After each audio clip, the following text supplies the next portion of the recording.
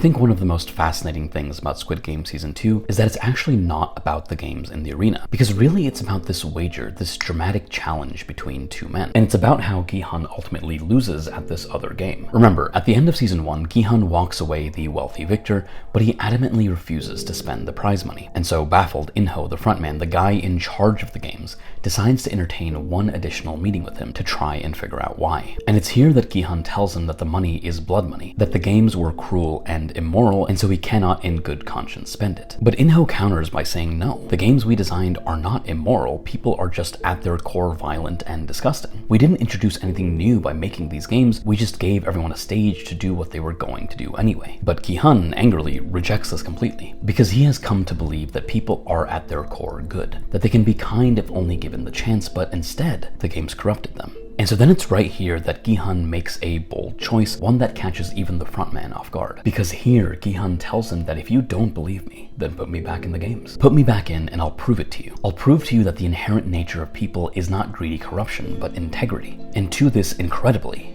In-ho says okay. But what's amazing here is that not only does he give Gi-hun this chance to prove his words, but he decides also to join the games himself as a contestant too. Because he's essentially saying, you want to prove something to me? Okay, fine, here I am disguised but right beside you, because this time you have my full attention. However, as things play out, not only do the players choose to remain in the games, and not only do they maintain their unrestricted violence, but then, in a twist, when Gi-hun and his allies are planning a revolt and find that they cannot do so without sacrificing the lives of some innocent people, Gi-hun decides that that is simply the cost. That violence is just how things are, and that people will just have to die if he wanted to win. Which means that right there, likely without even realizing it, Gi-hun had just subscribed to the core philosophy of the Squid Game, the core philosophy he was supposed to be here to debunk. And so, In-ho decides he's seen enough. And so he leaves the arena, steps back into his role as the frontman, and from here allows the games to continue as normal. Because he gave Gi-hun his chance, he let him this time play his own game, and he was willing to be proven wrong. But the gamble went another way. And so the season ends definitively with Gi-hun having